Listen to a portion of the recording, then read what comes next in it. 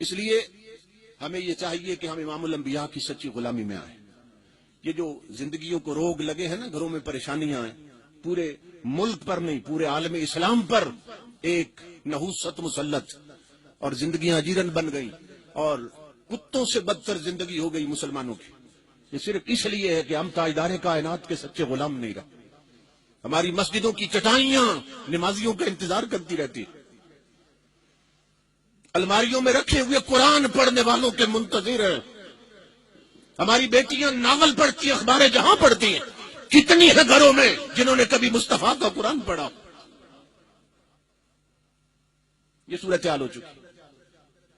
حضرت عبداللہ ابن عمر فرماتے ہیں کہ ہم صحابہ کرام کے حال میں، آپ کے زمانے میں حال یہ تھا کہ اذا کننا فقدنا الرجل فی الفجر والعشاء اسانا به الظن، کہ ہم جب کسی بندے کو دیکھتے نا کہ فجر اور عشاء کی نماز نہیں پڑھی اس نے، ہمیں شک ہوتا یہ منافق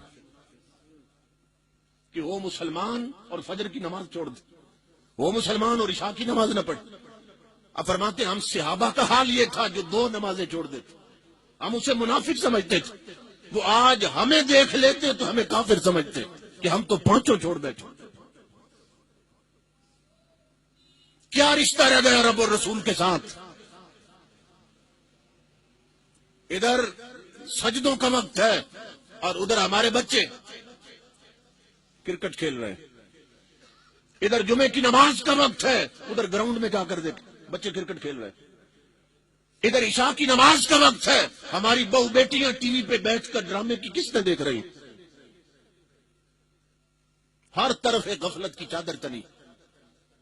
اس لیے امام الانبیاء کے غلاموں، ہمیں اپنے مقام کو سمجھنا چاہیے، اپنی ذمہ داریوں کو سمجھنا چاہیے، اس سے پہلے کہ سب کچھ ملیا میٹ ہو جائے. یہ یاد رکھیے، صحابہ کرام نے حضور سے سوال کیا اتہلک القریۃ وفیہا الصالحون یا رسول اللہ، یا رسول اللہ صلی اللہ علیہ وسلم، آقا کیا بستیاں اور آبادیاں اور ملک ویران ہو سکتے ہیں اس حال میں بھی کہ وہاں اللہ اللہ کرنے والے موجود ہوں؟ جس طرح آج ہمارا یہ تصور ہے نا کہ جی اللہ اللہ کرنے والے موجود ہیں اس لیے ہم ہلاک نہیں ہوں گے، لیکن امام الانبیاء نے بتایا کہ پھر بھی ہو جاؤ گے. صحابہ نے پوچھا یا رسول اللہ اگر آبادیوں میں بستیوں میں رب رب کرنے والے بھی ہوں تو کیا پھر بھی بستیوں پہ عذاب آتا؟ امام الانبیاء نے فرمایا ہاں، ہلاک ہو جاتی ہیں بستی، برباد کر دی جاتی. آقا کیوں؟ فرمایا بسکوتہم وتہاونہم، لوگوں کی بے حسی اور بے غیرتی کی وجہ سے اور چپ سادھ لینے کی وجہ سے، کہ جب وہ شریعت کے قانون ٹوٹتے دیکھتے ہیں اور چپ سادھ لیتے ہیں.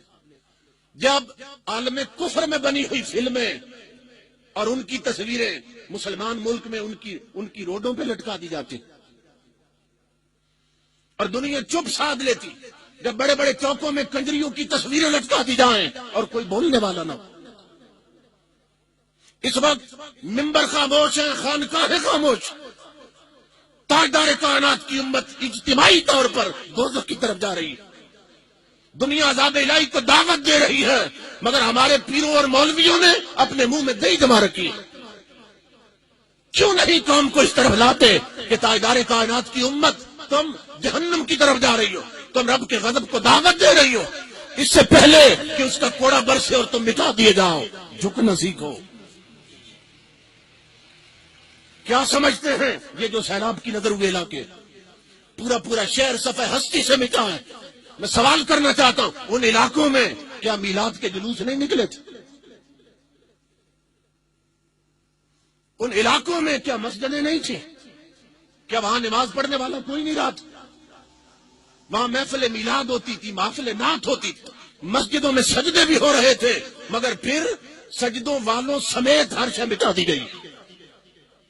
یہی خبر میرے رسول نے دی ہے. اذا کثر الخبث، دوسری حدیث میں آقا نے فرمایا جب حضرت زینب نے حضور سے سوال کیا، حضور کی زوجہ نے، یا رسول اللہ نہلکو وفینا الصالحون یا رسول اللہ، آقا ہم میں نیک لوگ ہوں اور پھر بھی ہم مٹ سکتے ہیں اور عذاب آ سکتا ہے؟ فرمایا آ سکتا ہے. اذا کثر الخبث، حضور نے فرمایا جب بے غیرتی غیرت سے بڑھ جائے گی، جب بے حیائی حیا سے بڑھ جائے گی، تو پھر تم میں نیک لوگ موجود ہوں گے مگر ہر شے مٹا دی جائے گی. تو صرف